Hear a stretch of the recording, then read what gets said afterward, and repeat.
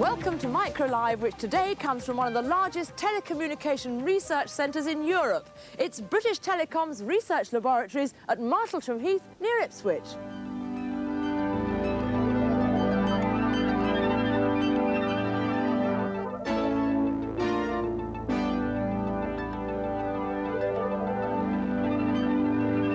In the good old days of the GPO, research was a part-time occupation for 2 or 3 employees. Now the staff at Martlesham alone number 2,500.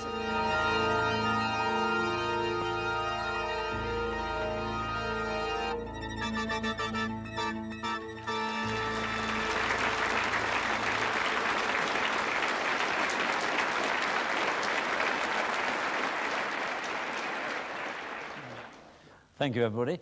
Well, we recorded that opening sequence yesterday along with some other pieces for the show. This morning, poor Lesley was quite ill, and she's now back at the hotel, tucked up in bed with orders not to move. So, Lesley, if you're watching now, get well soon. And at very short notice, Fred Harris has dropped everything to come along and help us out. Not quite everything, Mac. Oh, well, welcome, Fred. Now, we've also been joined by our American reporter, Freff, live from New York on a British Telecom video conference circuit. Hi, Freff, is it all working? It's all working just fine, Mac. And how's the weather over there? We've got a lot of snow here in East Anglia. Now, there's no snow, but it is bitterly, viciously cold. It's about 14 degrees outside and very chilly. Well, we're looking forward to coming back to you later on in the show. Well, this month's news was bad for home micro manufacturers. Prism, makers of the Wren Micro, and the largest distributors of Sinclair machines went into receivership, followed by Oric, who now have 3 companies interested in buying them up. And of course, this week saw some bad news for Acorn, the company who make the BBC Micro. 2 days ago, the company laid off some 30 staff and asked for its shares to be suspended after they'd fallen to an all-time low of 28p, so that the company could have a chance to reorganise its affairs. The shares were put on the market 2 years ago at £1.40 and rose to £1.96 at the height of the micro boom, when the whole industry was extremely optimistic. So somebody made a lot of money, and it looks like somebody's going to lose a lot of money. Today, the BBC issued the following statement. The BBC understands the concern of the many people who own BBC machines and are talking to Acorn about this at the present time. The BBC understands that in any reorganisation, Acorn will of course take care of the interests of existing and future BBC Micro owners. 3 things happens to Acorn. First, the news that it was virtually abandoning the American side of its business led to a loss of money and confidence. Then, along with other companies, Acorn predicted a large Christmas sale, but in the event, sales were disappointing and dealers left with heavy stocks.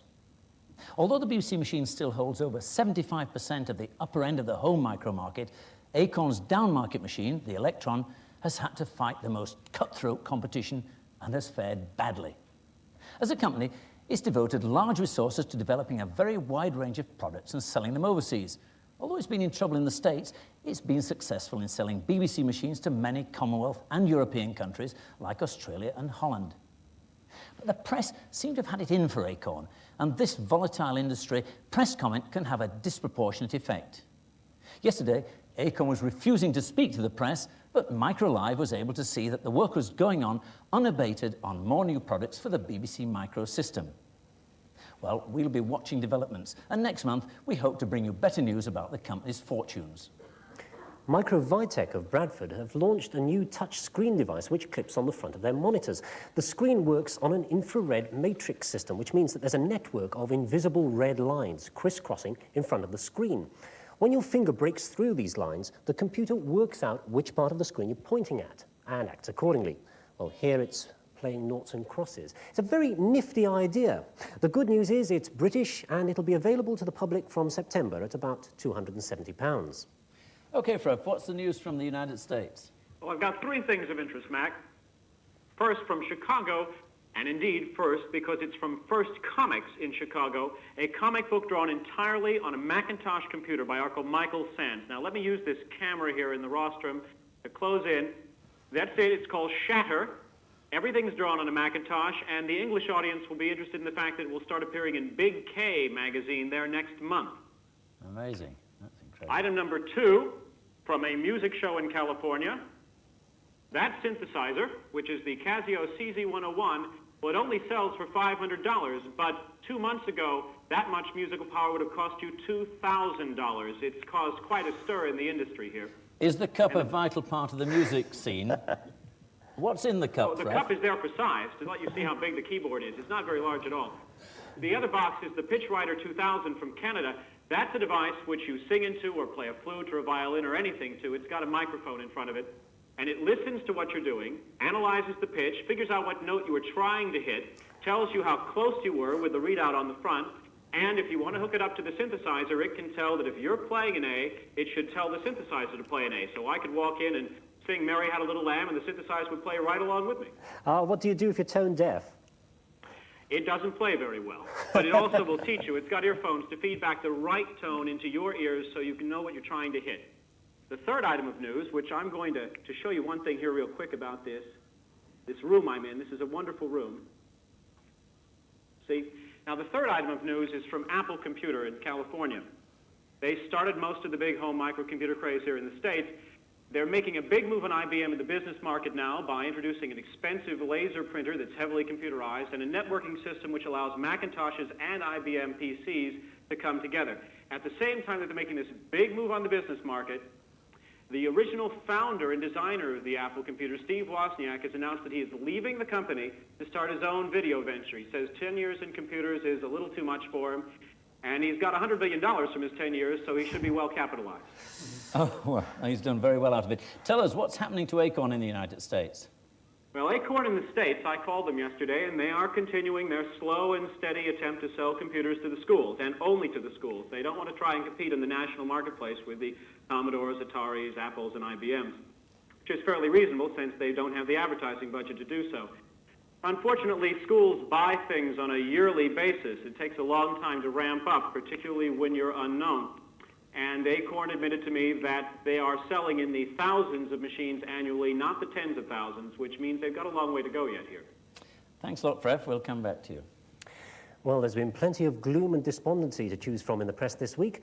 The latest prediction is that as the dollar is so high, computers which rely on parts from the States will go up in price. But 2 days ago, Victor Technologies, who make the Sirius, said that the strength of the dollar made it so expensive to manufacture in the US that they were to cease production there and were actually thinking of coming to Europe, where it's half the price. So if we can't afford American computers, we may end up getting American jobs building them. That sounds a good idea. Well, our special guest this month is, of course, John Alvey, who's Director of Development for British Telecoms and Chairman of the influential committee that produced the Alvey Report. John, how big an impact has a microcomputer had on the telecommunications industry? Well, perhaps I can demonstrate that most graphically, Mac, by showing you this old piece of switching equipment which has been used throughout the world for 50 years, mechanical, rather slow, needing rather a lot of maintenance. But of course these days, with the advance of computers and the move into the digital age, one can put a 32-bit microprocessor, and I've got one on the end of my type-in. So in essence, one can use that technology in our digital exchanges and reduce their price and in fact increase their efficiency and reduce their size. At the same time, we will be seeing later in this program the impact of optical fibers, which again are digital. So yes, computers and communications are converging on a digital path. You're not implying that an exchange will all go on the end of your typing? No, give us another decade or two. You think that could happen? No. It's a very nice thought, though. Will it reduce the number of exchanges or just the size of the actual exchanges themselves? It will reduce the number of exchanges in the trunk network, but of course the local exchanges that connect individual customers, by and large you need those where the customers are, so you'll still need about the same number of exchanges. Telecoms will save money. What about the end user in the telephone? Will he have his telephone bills reduced? But of course. Thank you. Well, thank you, John. We'll be talking to you again later. The convergence of computers and telecommunication technology was apparent at the 1985 Which Computer Show held last month at the National Exhibition Centre near Birmingham. Here's Lesley with a report. Well, here we are then. This is the 5th Which Computer Show, and it's their biggest ever. There are 394 exhibitors filling 2 huge halls at the National Exhibition Centre near Birmingham. This is strictly a business show, and there's been no expense spared to sell the product.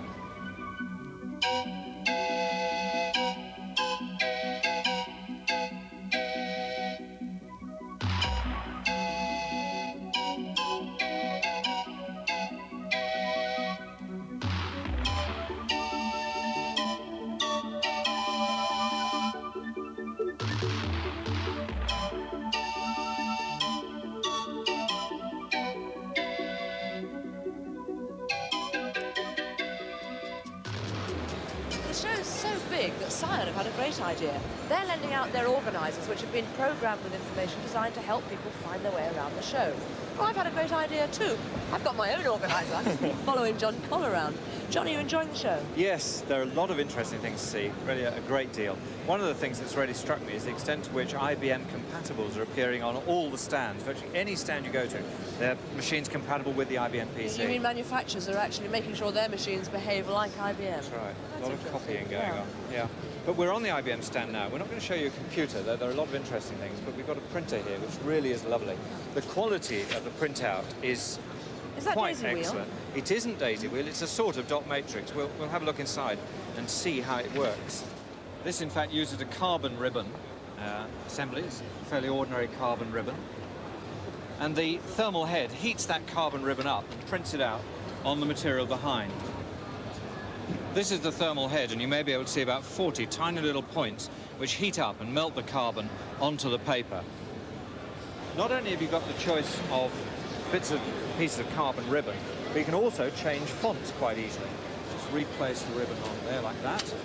The fonts are held in little cartridges like that, and you have 2 cartridges in the machine at any one time, over 500 characters.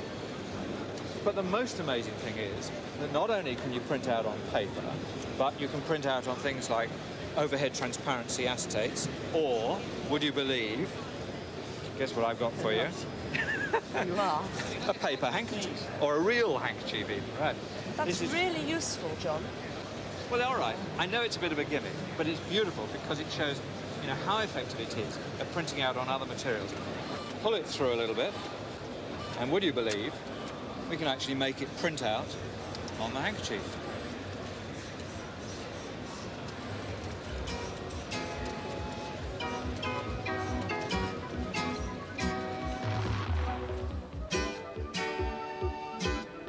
Well, everybody seems to have launched their portable computer in the last couple of months, and they're all here, aren't they? Yes, it's the portable show in many ways. Yeah. This is lovely. This is the DG1. It's got a full liquid crystal display. It's a 10-inch screen, isn't it? It's Full pretty size, impressive, yeah. 25 lines down. It's got a pair of disk drives at the side and connections for a modem at the back. The most amazing thing about this is that it's fully IBM PC compatible. So all the software you use in the office on your IBM PC, you can actually use on the train. Marvellous. Absolutely excellent. I think that's going to be used by accountants, people like that, serious people who need applications. And who need to travel and work at the same time. Right. Yeah. The other trend we've seen is towards dedicated portables. This one isn't quite dedicated to a task, but nearly. It's the NEC machine.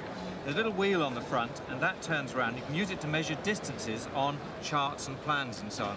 And there's a software package available for this, for electricians and plumbers and carpet layers and so on, to enable them to work out areas and so on, store information in it. So we're almost moving towards dedicated micro there, single purpose. Is it still a general purpose one as well? Yeah, you can use it for all sorts of other things as well. Yeah.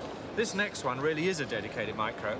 This little sharp machine is a navigation aid, and it's got a whole load of programs in it which enable you to navigate when on a ship. You can find your position from stars, there's star tables in the back, you can work out distances and times and so on. And where you are. And store the results. Excellent. Absolutely dedicated to that And job. minuscule. A minute little thing. Yeah. But on the way in, I saw something enormous at the other end Oh, of I the saw it too. Yes, the Big Mac. Yeah. Pardon the phrase. But there was this whopping great Macintosh, and Apple were making a lot of point that they got a lot more software for the Macintosh. The bit they're pushing really hard is the Lotus Jazz program, which is an integrated bit of software. Now, I went over to the Lotus stand, had a good look at it, and it's got word processors, spreadsheets, and all sorts. But I found as soon as I got onto it, it crashed out of its mind. And that I found very worrying 8 weeks before the launch of the product. But Lotus said, well, Symphony hasn't got any bugs in it at all, nor is 123, and nor will Jazz. Okay, fine. I'll wait and see. If it does what it promises, is it going to be good? It looks really good, yes. Right. Oh, did you notice that the Oberon character reader has won the Rita Award, Right, for the best of the newcomer. year? Yes, Lovely. that's a lovely device. It enables you to put a document down with print on it, and then scan the document across, and the characters are actually read into the computer system. That's really nice, and only £400. The price has plummeted. What do you think of the show in general? It's an enormous show. I was very impressed with lots of things we saw. We only looked at a fraction of the items. But I tell you one thing that really worried me, and that was that often when you went onto a stand and asked one of the salesmen a question which wasn't quite in his sales patter, it collapsed around the place. That happened time and time again. It's quite worrying. So the products are beating the salesman at the moment, almost. Yes, I'm afraid so.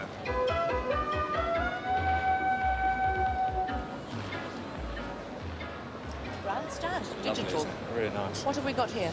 We've got Deck Talk, which is a voice synthesizer, and just listen to this. Now it's your turn. Please enter the words that you would like me to say. That's cut above the average voice synthesizer. Beautiful quality. All you do is you just type in the words that you want. Micro, live. Micro live. Ah, I've got the live instead of live. Right, get over that. Just listen. MICRO, LI, try again, LYVE on BBC You 2. spelt it phonetically there. Right. Micro live on BBC 2. And it gets it right. This thing is really intelligent. It tries to pronounce things phonetically, and it realises that LYVE is a very possible thing to pronounce, so pronounce it live.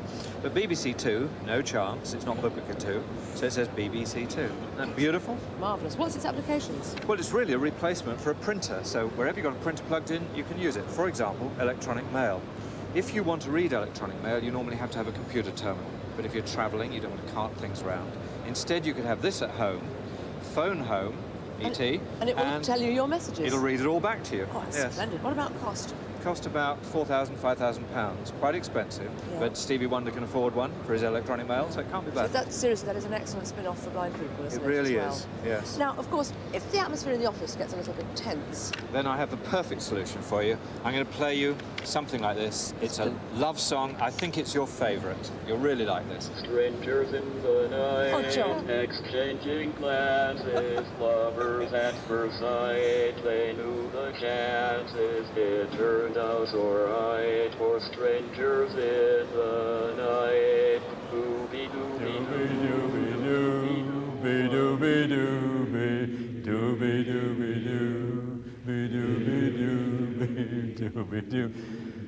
Thank you, everybody. We'll let you know later. But in the meantime, don't give up your daytime jobs. And poor old Frank Sinatra is probably going to be replaced by a computer.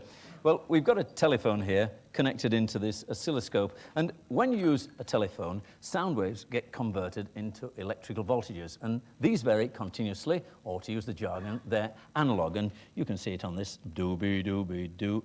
And you can see the waveform coming out. Well, we've put the waveform here on a computer, and when it's transmitted over a distance, the signal gets weaker, so it has to be repeatedly amplified.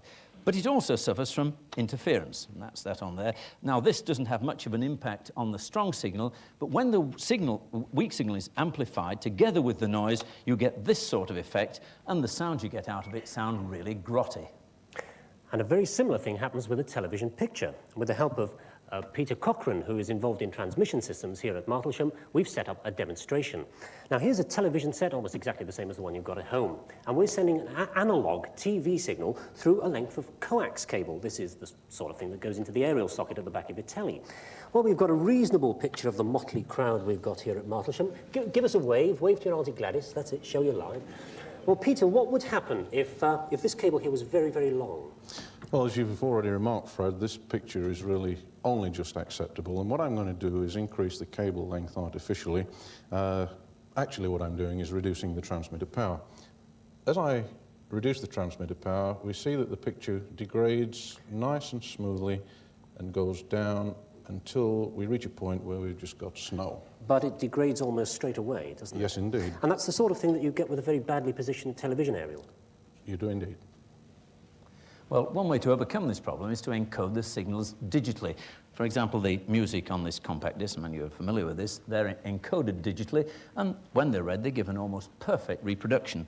Well, we've got our sound wave here, and to convert it into digital information, it's sampled on a regular basis, and the height or the amplitude of the wave here is converted into a number, and that in turn is converted into its binary equivalent. And then that's transmitted as a series of ons, zeros, or ones, offs along the line. Well, let's look at the difference when we transmit a television signal digitally. Well, we've moved across to a second setup, which looks almost exactly the same, but this time we're transmitting the signal digitally. Once again, we're starting with a good picture, but Peter, what happens if we reduce the signal strength? Well, I think the first thing to point out, Fred, on this experiment is that the transmitter power is exactly the same. Again, I'm going to reduce the transmitter power down, and as I do, we see no visible degradation of the picture for quite a way. That's still a very clean picture, isn't it? Still a very clean picture, until I get to a point where it starts to become spotty.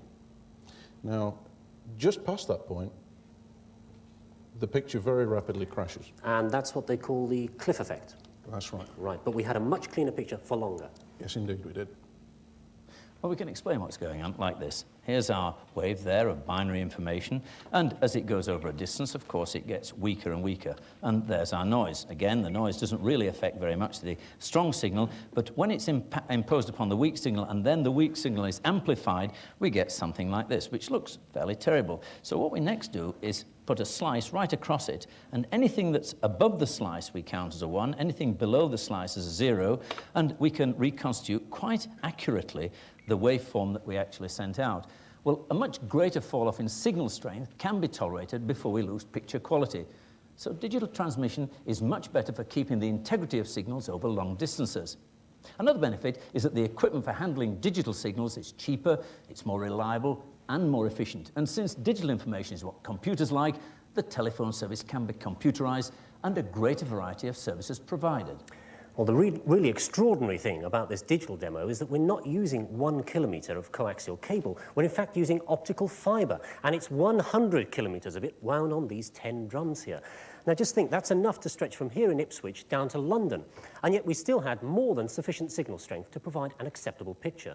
There's no way that coax could have coped with that sort of distance, except with very expensive amplifiers. Well, today's telephone service transmits a relatively narrow frequency band.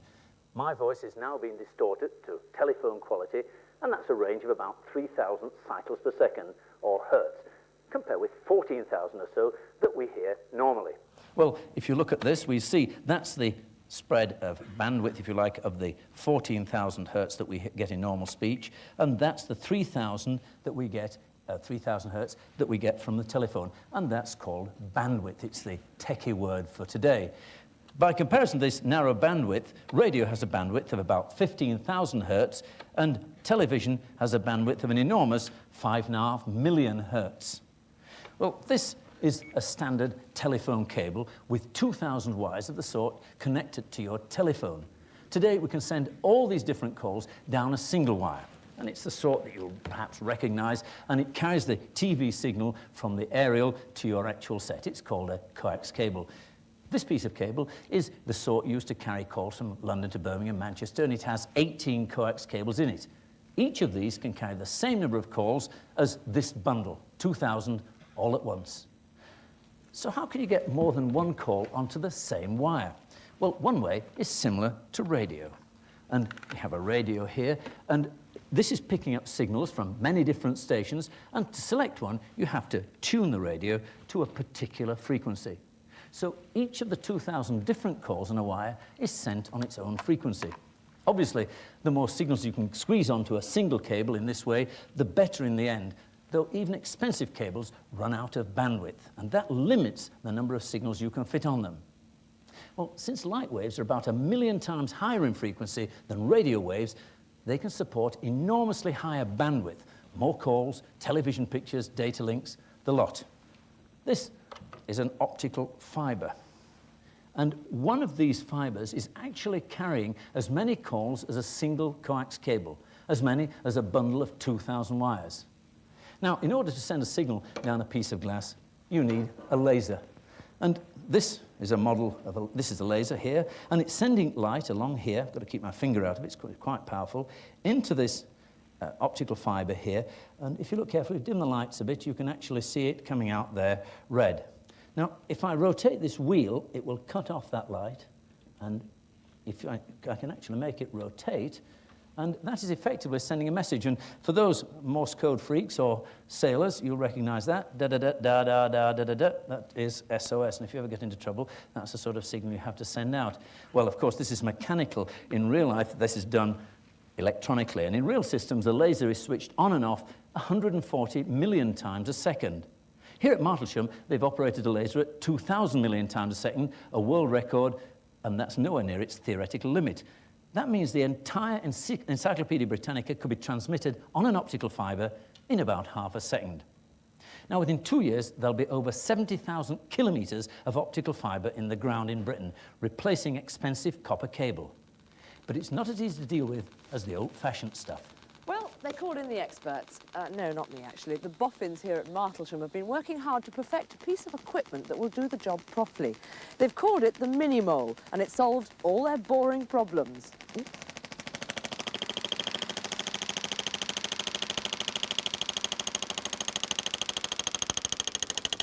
Here she comes. Hold it! Great. Now then, a larger version of this piece of equipment has been around for some time, but this mini-mole really does promise to revolutionise the way that all distribution cables are laid. It's an impacting device, it contains a heavy piston, and it tunnels its way through, driven by compressed air.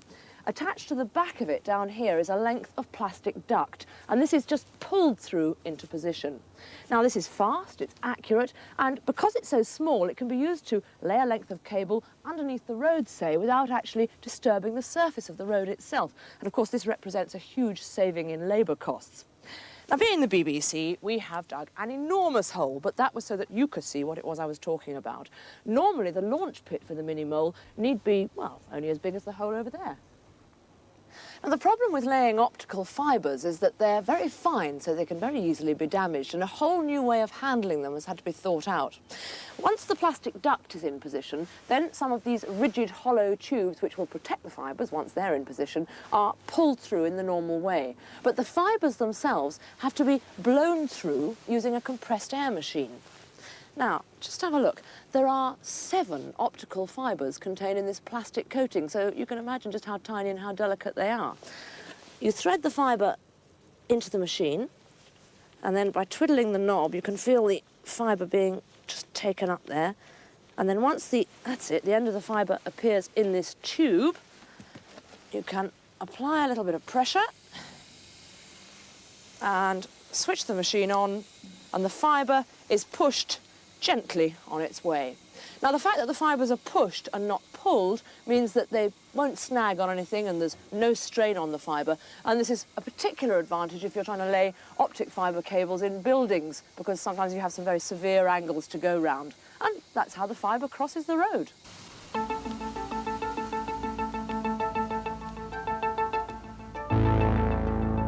The next step is to join the fibres into the network.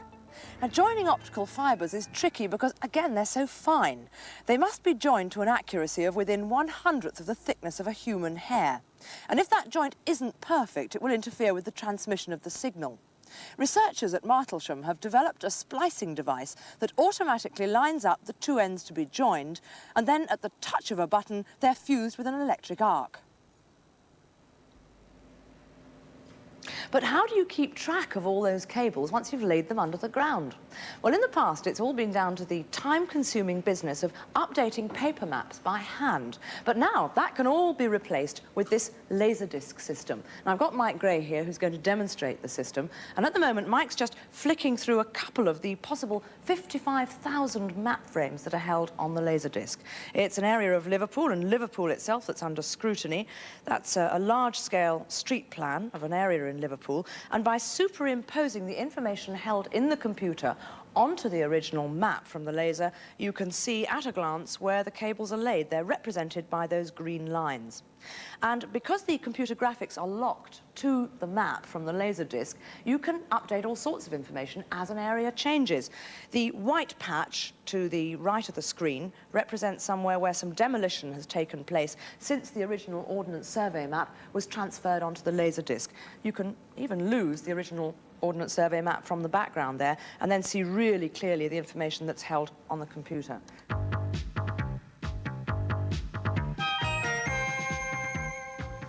Well, the picture of me that you're watching at the moment is reaching your television screen by a complicated route. First, it's going from Martlesham to the Telecom Tower in London, then onto the television centre, and finally it's distributed to transmitters all around the country. Each of these steps requires the equivalent of over 1,000 telephone lines to cope with the large bandwidth of the television signal. By contrast, our link with Freff in New York on British Telecom's video conference system needs only 30 telephone lines. That's because it uses a rather clever trick to reduce the amount of information that must be transmitted to produce a picture. Well, if you look at this one up here, this isn't part of the equipment, it's just showing the signal that is being transmitted from the States at this moment. Now, Freff, if you move your hands a bit, And we can just see his hands there. And what is happening is only the information that changes is actually being sent over. The rest of the information is stored in a frame store within this piece of equipment itself. Right, Freff, jump about a bit. Yes, you can see it blurs a bit. You don't get the full image being transmitted, but it's very nice. Normally, this is used, the people in the conference will be sat out in front of this, and the camera would look at them, and they can see the picture that's going out by this screen here. You can actually see our cameraman there, if you wave your hands, everybody. And there are a variety of other cameras that you can actually attach to the system. Freff, you've got some of those showing, haven't you? There it is. There's a wide-angle camera, close-up.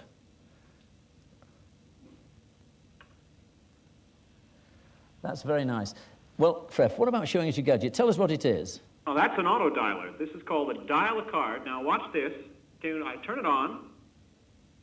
See, a little cursor will appear. Should appear. There it is. Now I type B, C, search, and the number that's been stored in memory in the card will be played back in tones through this little speaker into the phone. Like so. There's 7 numbers being transmitted right now. And it's not working. Just a second. One more try. I had to wait for the dial tone. And that phone right there rings. And I can talk to myself. That's wonderful. All that complication just to stop you pressing a few buttons. It's absolutely intriguing. Well, it'll hold 63 different numbers by name. So if you want to remember a salesman's name or your mother's name or something, instead of all these complicated numbers, it's very easy to remember that Ethel is there. You type the first 3 digits, first 3 letters of her name, press search, you've got it. Oh, thank you, Freff. Now, don't rush out trying to buy one of those auto dialers, because like many telephone gizmos you can get in the States, they won't work here on your current exchange equipment. But with the new digital networks and computerized exchanges, British Telecom promises a whole range of new services. Earlier today, John Alvey and I had a look at some of them. John, if I had access to your digital network from my home, is this the sort of telephone I could expect to be using? Yes, it might look very much like this. And what sort of services would it have over what I can do already on my phone? Well, we're talking to computer enthusiasts tonight, and one of the things that you can certainly do with this is get an 8 kilobit link into the telephone exchange and into databases. And the interesting thing is, at the same time, one's got a 64 kilobit telephone link working simultaneously over the same pair of wires, and indeed yet a third channel over which you can get messages sent to you. And that telephone link is as good a quality as we're getting today, or better? Yes, indeed. And these messages, I could say, well, Granny's on the phone for you or something. If there was enough market demand for that, Mac, we could do that, yes. That's very nice. And I can see when I'm blocking the telephone line with my tone, it infuriates everybody when they're trying to get hold of me, so people can actually ring and get through to me whilst Yes, I'm you on. can have the 3 channels working at the same time over the one wire. And what's this? Well, another piece of equipment that works at this 64 kilobit rate. We were talking to Freff earlier over the Confravision across the Atlantic, and he was describing how, in fact, you can reduce the bandwidth needed to, in fact, transmit moving pictures. Here, again, we're reducing the bandwidth even further and passing pictures at 64 kilobits, and you can see they're being written rather slowly across the screen. With Freff, we're using 30 channels. On this, we're just still using one single channel. That's quite right. This is working on just on one voice channel. What sort of application do you see for this? Well, typically, I think an application we would see would be for security, where you've got remote cameras looking, say, at your warehouse to see whether, in fact, it is being burgled. I can see myself on there now. And if I move, I presume I'll disappear. That's absolutely right, yes. Or typically, I can look somewhere else inside this establishment, and here, in fact, we're looking at Gwyneth sitting alongside a facsimile machine. And indeed, she's sitting alongside a machine that is very similar to this one, which, again, works at 64 kilobits. And typically, facsimile machines, of course, send documents such as that.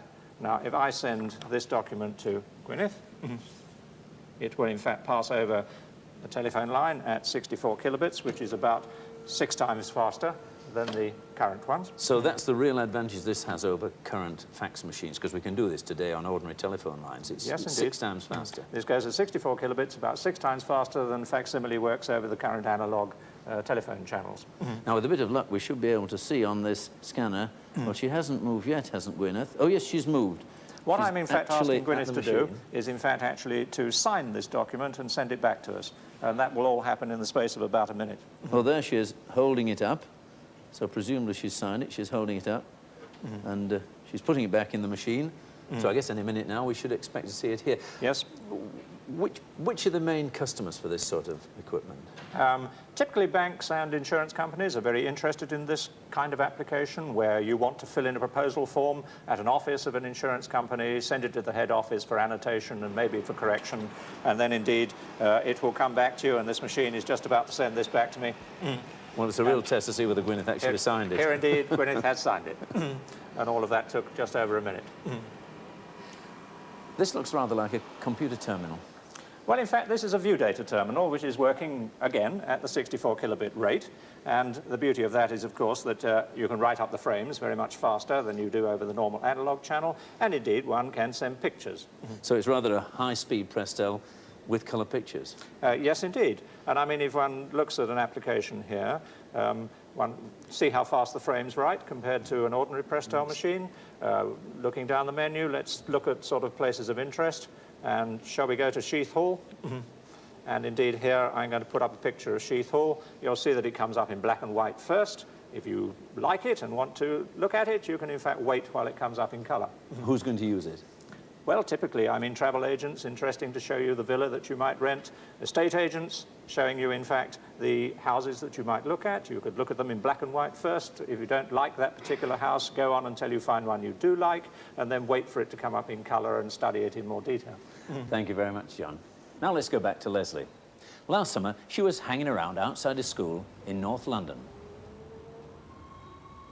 It's the middle of the summer holidays, and all over the country, schools and colleges like this one are empty.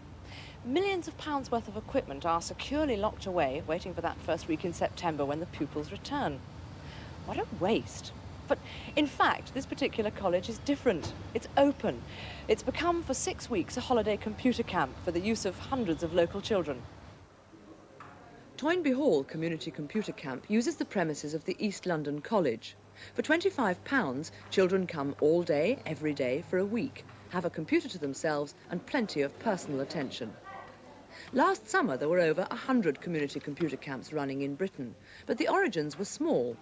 We used a lot of computers ourselves in our own organization, and lots of people wanted to borrow them, and then people started asking us about them. We began to run programs for kids who were interested in learning more than games on computers.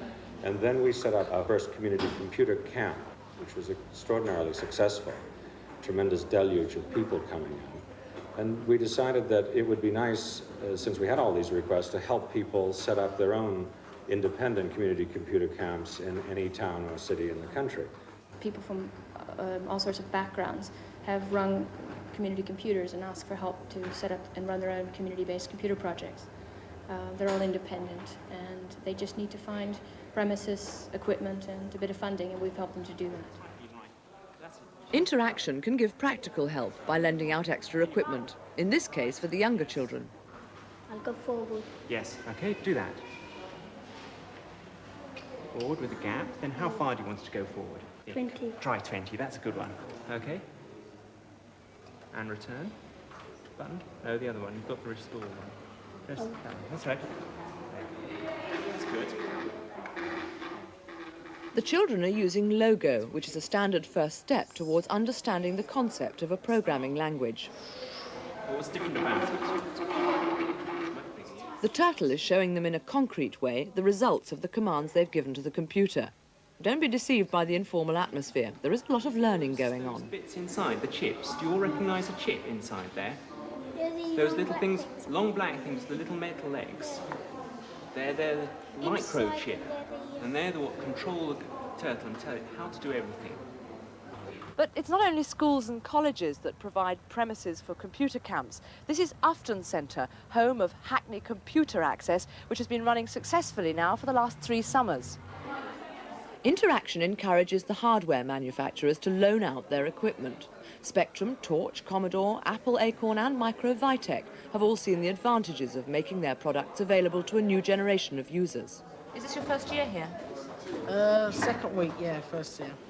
And could you program at all when you came here? Very slightly. What language are you using? Basic. And have you learned that since you've been here as well? Yeah, some of it. At this camp, around 200 youngsters between the ages of 12 and 25 are benefiting from a week's intensive computing.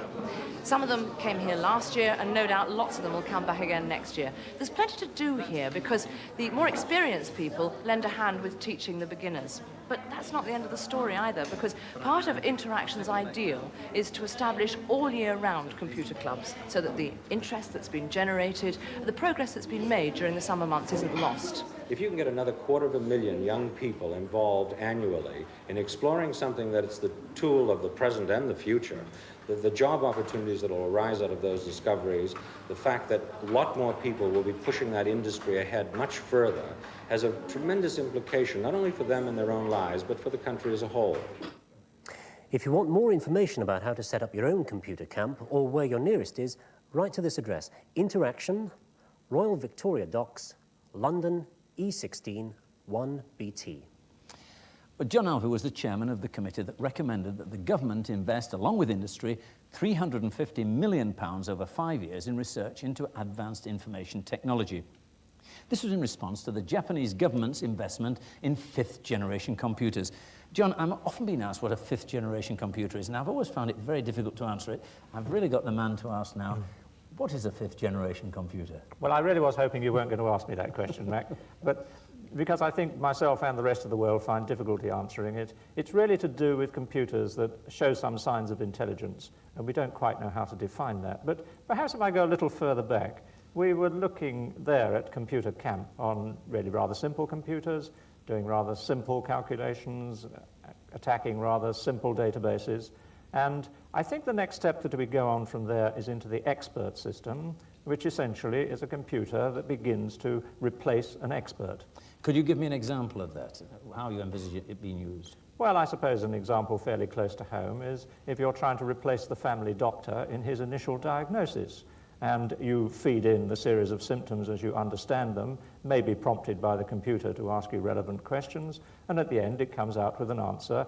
And an interesting point about that, perhaps if the answer that comes out is you really should go away and shoot yourself, then maybe you would like to probe back into why the expert system gave you that answer. It's an essential part of an expert system that it does explain itself to you as well as giving you an answer.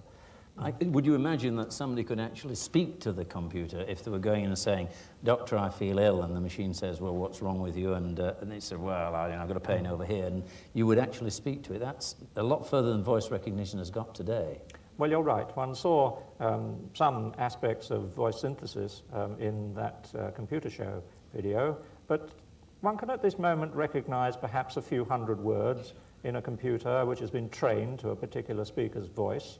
Or we get into more difficulty if you're trying to talk with connected speech. I mean, if I asked you a question like, "Wreck a nice beach," or "Did I mean recognize speech?" you can see that the computer would have difficulty differentiating between those two. Can you imagine how voice recognition will be used in British telecoms? I can think of a very good application in British Telecom. At the moment, I mean, we are, of course, an undertaking that communicates right around the world. You communicate with many countries who speak other languages, and we have to have operators who speak those languages to help people make telephone calls to those countries. If in fact you could speak English into a machine and it could recognize it, translate it into the language at the far end, you could do away with that operator, and that would make our telephone calls even cheaper for you, Mac. Could I imagine that I could phone up and say, given the phone number of John Alvey lives somewhere in London, and some computerized voice would say 4835, but it's a secret number, I'm not going to tell you the rest. Could that be happening? Would it save telephone directories? Yes, you could certainly use that kind of application in telephone directories, but we're a little way yet from having a foolproof system that could recognize that sort of thing. Freff, perhaps I could bring you in at this point. What's happening on artificial intelligence in the United States? Well, there are 3 colleges, universities actually, where a lot of research is going on. That's MIT, Stanford, and of course Carnegie Mellon in Pittsburgh. And all of them are taking different approaches and have differing levels of success. I think the most exciting stuff that I've heard of is some work in something called fuzzy logic, which is teaching computers to think a good deal like the fuzzy ways we think. And that's at Carnegie Mellon, mostly. They have a backgammon program there that has actually beaten the world backgammon champion. Now, outside of the universities, there's a lot of work in various companies, such as the big one, IBM, and some smaller ones like Kurzweil AI. Now, they say the AI stands for Applied Intelligence, but of course we know it's a way of co-opting a common term. They're working on a voice-activated typewriter, which implies massive speech recognition. They've had a lot of success in the past in reading machines and in digital synthesis, so a lot of people are watching what they're doing quite eagerly. Could you give us an example of this fuzzy logic? Now, let's see, fuzzy logic. How do you tell the difference between the digital signal that you had earlier, on, off?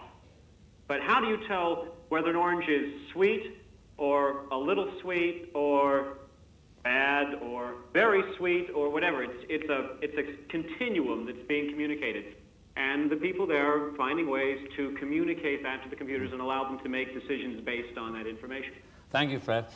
Well, John, we're spreading our money, it seems, over lots of different projects, where the Japanese seem to be putting it on one big project, a lot of money and centralized control. Is that a sensible thing to do?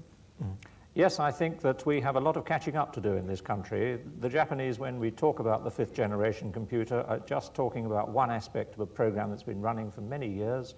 And certainly when the committee I chaired looked at this, it was clear to us we had to cover a lot of subjects: large-scale integration, computer software, the man-machine interface, and indeed these intelligent systems to cope with and compete, really, with the kind of program the Japanese were mounting. Could you give me an example of this very large-scale integration? Why do we need such powerful computers? If you're in actual fact going to try to simulate this thing that we've got up here, this funny old sort of computer that we've got up here, very fuzzy, as Freff was saying, if you're going to try to simulate it, you need an immense amount of computing power. You've certainly got to work in parallel, you've got to work fast, you've got to access immense databases. So what's the bottom line? What are we going to get for our 350 million? Well, the point really about this is there's a world market at this moment of at least 150 billion in information technology. By the end of this decade, you can confidently predict it'll be 500 billion. The oil will run out. We've got to live on our wits once again. And certainly this area of information technology is where you live on your wits. Certainly is. Thank you very much, John. Well, in this next week's Listener, there's a chance to win a micro with a speech and music synthesizer in a joint Micro-Live and Listener competition. All you have to do is to answer 6 ridiculously easy questions about computers. Well, the first question is, which is the odd one out? Apple, IBM, Commodore, Apricot, or Sinclair? I told you they're easy, and if you get all 6 correct, there's also a tiebreaker. Details are in the Listener, on sale next Thursday. Next month, we're back in London, and hopefully Lesley will be with us as well. That's for the last programme in this current series. As well as some homemade table tennis playing robots, which I've just got to see, we'll be looking at the increasing use of laser discs with micros, and I'll be reviewing some lap-held computers. Well, that's all from us. Thank you, everybody here. Thank you to John Alvey. Thank you to Freff in New York. Thank you very much. Thank you, Fred, for stepping in at such short notice. And that's all for us, so goodbye. Goodbye.